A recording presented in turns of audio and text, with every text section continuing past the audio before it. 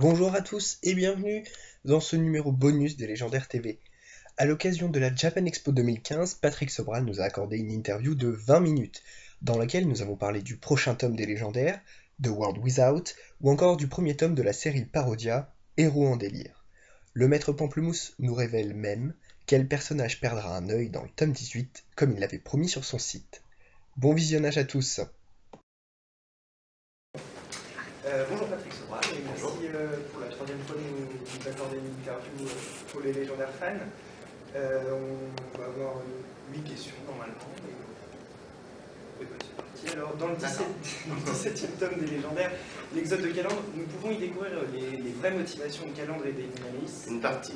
Enfin, le plus gros des motivations de Calandre ne sera expliqué que dans le tome 18. Et le principal, c'est quand même de détruire la planète des dieux. Ouais, pas que. Il y a deux grandes parties dans le monde Calandre. La deuxième partie, c'est la destruction du monde des dieux. Il y a une première partie qui sera dévoilée dans le tome 18. Alors justement, que peut-on attendre du tome 18, sachant que vous l'avez décrit comme un tome qui va marquer Oui, parce que les fans. ce tome, le titre d'ailleurs l'indique en grande partie, on pourra vraiment le voir comme la conclusion de ce qu'était la série des légendaires jusqu'à présent. La série continue, il y aura un tome 19 et plus, mais à partir du tome 19, on tombe sur vraiment un arc très différent de ce qu'était la série, enfin très différent de ce qu'était la série jusqu'à présent, et du coup aura son propre sous-titre, les légendaires World Without. Qu'est-ce que je peux dire sur le tome 18 à part ça, je voudrais éviter de trop spoiler évidemment, mais ce sera certainement le tome le plus éprouvant, le plus intense, le plus violent de la série, sans problème. Le tome 17 a vu la disparition du personnage de Ténébris. Attendez-vous à d'autres disparitions dans le prochain tome. Ça, c'est ce que je peux vous dire.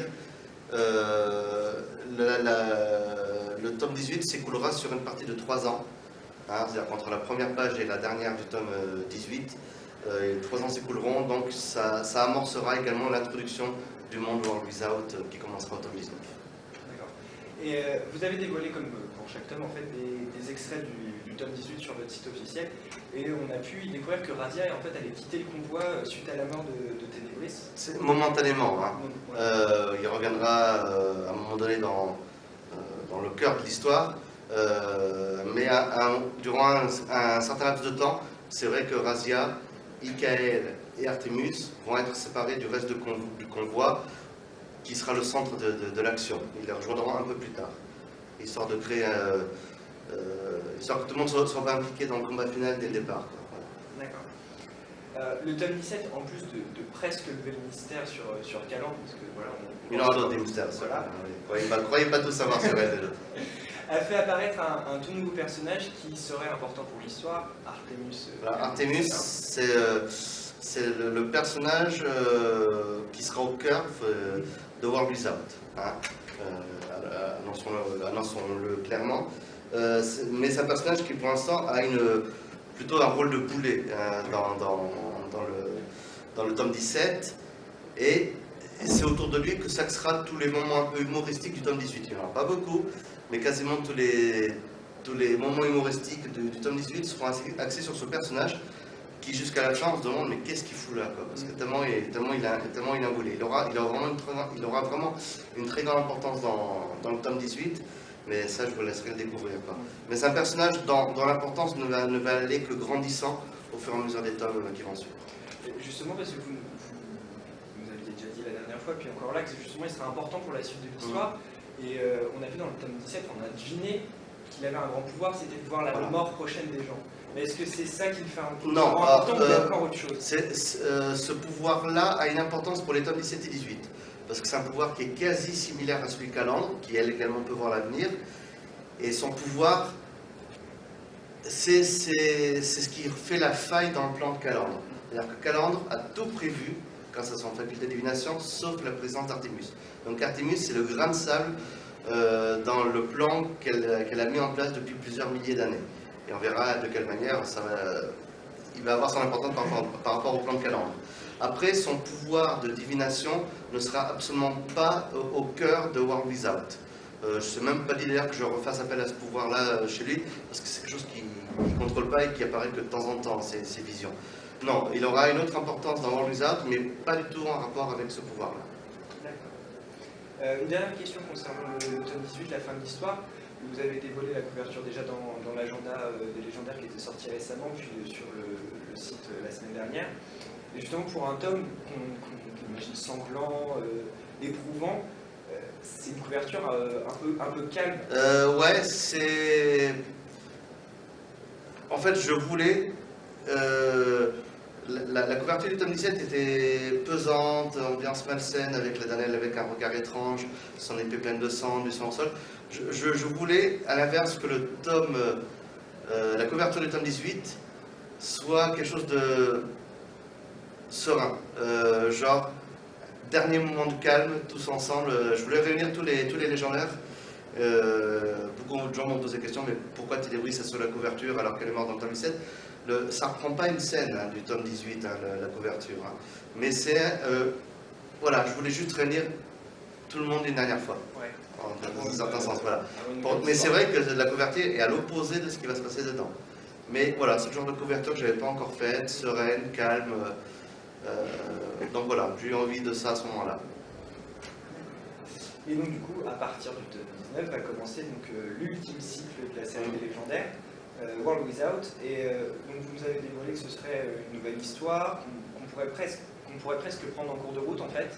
Oui, parce que, enfin, c'est exagéré peut-être en disant ça, mais on part sur tellement tout à fait autre chose qu'au départ on va se demander presque où est le lien avec les légendaires. Hein. On trouvera évidemment certains personnages, mais c'est presque vraiment comme le début d'une nouvelle série, quoi. Mais comme j'ai pas encore toutes les grandes tous les détails de cette saga, c'est très difficile pour moi de vous dire à quel point vous allez être paumé ou pas dedans, parce que ça je vais un peu l'improviser. Parce que justement, nous, pour les fans, ça va être dur justement d'imaginer une histoire sans les légendaires, parce que c'est le principe du titre. Ouais, c'est le principe du titre. Le monde sans les légendaires. Quand je dis sans, vous connaissez, il faut voir deux sens. Voilà. Des légendaires.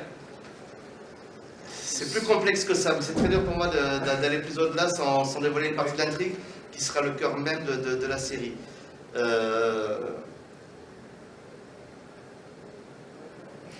Le groupe des légendaires existera sous une autre forme, qui est plus fictive d'une certaine manière. Je ne sais pas trop quel autre mot employer.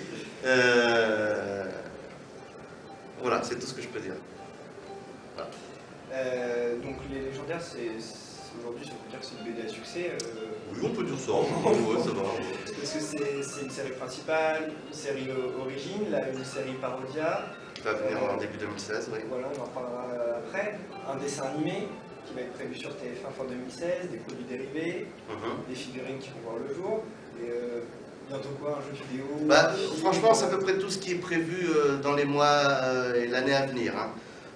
Après, les choses évoluent d'année en année. Je veux dire, ça se peut dans 4 mois. Delcourt va m'annoncer qu'on a signé un contrat pour un jeu vidéo ou pour un jeu de société et tout ça. Mais sincèrement, le jeu vidéo, par exemple, je ne vois pas ça venir avant le dessin animé. Parce que le dessin animé, c'est vraiment ce qui va populariser, je pense, l'animé au niveau planétaire. Donc à partir du moment où on aura une série connue dans le monde entier, ce sera plus facile d'investir dans du jeu vidéo, parce que c'est un carton, les légendaires, mais c'est un carton franco-belge, quoi. Un jeu vidéo, on peut pas je parle type console, nouvelle console, tout ça, on peut pas miser que sur le marché francophone pour sortir un jeu vidéo. Donc si l'animé est bon et qu'il marche dans notre pays, je pense que là, oui, on va réellement penser jeu vidéo, je vois pas ce qui pourrait l'empêcher, quoi. Et justement, qu'est-ce que vous, ça vous fait ressentir quand vous voyez la série qu'au départ, vous n'aimiez pas, avoir une telle expansion? Qu'est-ce que j'éprouve? Tous les jours, je me mets presque une claque pour me dire je suis toujours en train de rêver ou pas, quoi. Parce que je n'ai que des bonnes nouvelles, quoi. On n'est pas arrivé au point où la série commence à s'écrouler, il n'y a pas des choses qui ont été annulées de grande envergure, des trucs comme ça. Donc je veux dire, pour l'instant, tout ce qu'on m'annonce pour Légendaire, c'est toujours du bonus, quoi. C'est toujours le truc. Alors forcément, à un moment donné, il faut bien que ça s'arrête à un certain niveau, mais là, on n'est pas dans cette optique-là. Je veux dire, pour l'instant, cette optique, c'est qu'est-ce qu'on peut faire qu'on n'y a pas encore pensé, quoi. Parce que tout ce qui touche le légendaire marche. À part les traductions à l'étranger de la bande dessinée, de la série, tout le reste marche, quoi. Donc, pour l'instant, la seule limite, c'est notre imagination en termes de ce qu'on peut encore faire dessus. Mais ça prendra du temps. Tout ça prendra du temps, ça ne sert à rien de griller les étapes, quoi. Au moment de la 7ème question, nous avons eu un petit souci de caméra et c'est pourquoi je vous la donne maintenant. Vous avez dévoilé sur votre site, à l'occasion des 1 million de visites, qu'une 3e série des légendaires allait voir le jour, Parodia. Cette série sera complètement différente de ce à quoi vous nous avez habitués jusqu'à maintenant, puisque vous allez vous parodier l'équipe des légendaires, parodier vos héros, une sorte de bêtisier des légendaires en quelque sorte. Comment vous est venue cette idée? Est-ce que c'était une envie de vous diversifier dans un registre plus comique? Là, c'est le truc que du non-sens. Je veux dire, il y a pas, même la raison pour laquelle j'ai voulu qu'il y ait cette série, elle n'est même pas explicable. J'avais juste envie d'une série de déconnes qui ne se prend pas du tout au sérieux. L'inverse de ce qu'est les légendaires actuellement, qui est très lourd, très pesant et tout ça. Donc là, c'est que de la parodie, que du gag, non-sens, pas d'histoire. Chaque page sera un gag qui n'aura aucun rapport avec le gag suivant ou le précédent. Même chronologiquement, ils ne tiennent pas du tout, il n'y a aucun ordre chronologique ni rien.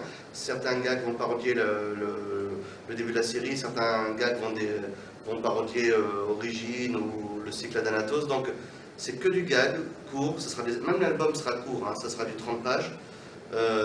Donc ce sera du gag voilà, juste absurde. On y verra moi en tant que personnage dans la BD, il y aura Nadou, il y aura Kitou.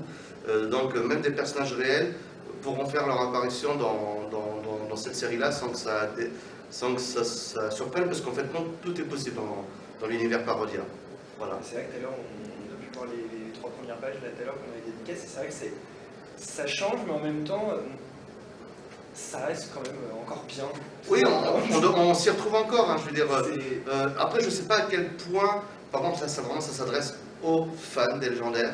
Oui. Parce que autant la série origine, on peut la lire sans en connaître la série principale, autant Parodia, vu que ça ne fait que parodier les personnages et les situations des 2 séries déjà existantes, il faut absolument connaître la série pour comprendre les gags.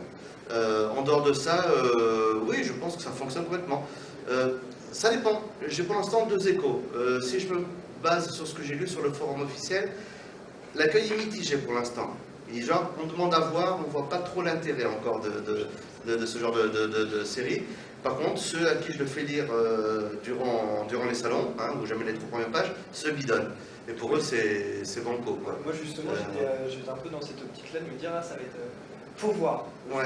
Et là, tout à l'heure, en lisant les pages, en fait, je me suis dit, j'ai hâte que ça sorte. En fait. Oui, non, je pense que faut vraiment un mauvais public pour pas accrocher, parce que ça se prend pas du tout au sérieux, c'est juste là pour déconner, pour se parer. Ce qui fait peur, c'est juste que ça change, en fait.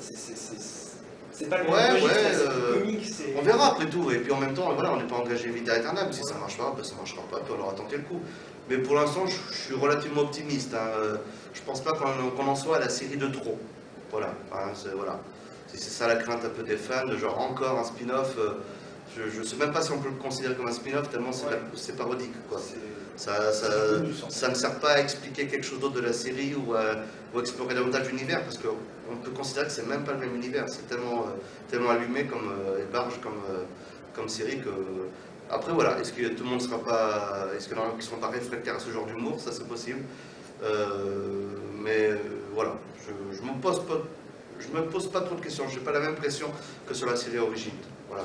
Et justement, comment vous êtes rencontrés avec la dessinatrice C'est tout simplement un peu les mêmes circonstances qu'avec Nadou, hein, c'est-à-dire que quand j'ai eu l'idée de faire cette série parodique, j'ai commencé tout simplement à chercher quelqu'un qui pourrait la dessiner, vu que je savais que moi je ne pourrais pas à côté de temps, et même je n'avais pas forcément ce sens du graphisme kawaii, SD, que je voulais absolument, et le gag court, c'était pas forcément mon trip non plus. C'est pour ça que Jessica va co-scénariser une bonne partie des gags. Voilà, mais une fois que j'avais le concept en tête, j'ai commencé à démarcher. Sauf que ce coup-ci, j'ai pas perdu mon temps à d'abord demander autour de mes confrères. J'ai tout de suite tapé dans le côté fanzine. Donc Japan Expo de l'année dernière, c'est là que j'ai prospecté. J'ai pris quelques contacts. Certains, ça s'est freiné très vite parce qu'ils n'avaient jamais changé d'avis. ou d'autres comme Jessica ont été jusqu'au bout et du coup ça s'est très vite calculé finalement. Ça s'est enchaîné beaucoup plus vite qu'avec l'Hindou, sans problème. Et dernière question, il faut bien sûr se dire que la série est plus proche de la fin que Oui, du début. oui. Là, je ne vois pas plus de 5 tomes supplémentaires pour conclure la série. Je peux changer d'avis d'ici là et savoir. Il se peut que la saga Orlizot, je prenne un tel pied à la dessiner que je me dis non, je vais la rallonger. Tout est possible, mais à ce stade-là, j'en suis à 2 tomes minimum, 5 tomes maximum supplémentaires. Mais justement, parce qu'en fait, maintenant, c'est presque une génération d'enfants qui ont grandi avec les légendaires. Sincèrement, on est franchement déjà au moins la 3e génération. Ouais, voilà. Parce que des mômes de 10 ans, tous les ans, il y en a qui arrivent à l'âge de lecture et qui... et tout à l'heure encore, là, en fin de dédicace, j'avais un des premiers lecteurs qui a à peu près 17, 18 ans maintenant. Mais ses 2 petits frères lisent aussi la série, quoi. Ils sont également de 2 générations, enfin, d'âge différents. Donc, ça se renouvelle sans arrêt. Tant qu'il y aura des mômes, entre guillemets, qui vont arriver, qui vont avoir envie de lire et qui ont l'âge de le faire, c'est des lecteurs potentiels pour la série, quoi. C'est plus la question des premiers lecteurs qui, en général, décrochent avant 20 ans. Voilà. Les garçons décrochent plutôt que les filles, d'après ce que j'ai remarqué. Les garçons vont rarement au-delà des 15 ans. Et les filles, 17 ans, elles sont encore là, quoi. Mais je me pose la question, voilà, je sais que j'aurai toujours un public, hein, donc je pense que j'ai encore quelques temps avant qu'on trouve ça has-been, quoi. Donc voilà, c'est génial, quoi, ça se renouvelle, quoi. Justement, une fois que ce sera terminé, il y aura toujours des nouvelles générations pour faire... oui, pour lire la série. Est-ce que la série va continuer très longtemps en termes de spin-off et tout ça après la série principale, je ne sais pas encore. Mais je ne me pose pas de questions sur le potentiel du lectorat pour les années à venir. Il faudrait vraiment qu'il n'y ait plus de naissance, quoi, en France pour que je commence à m'inquiéter, quoi.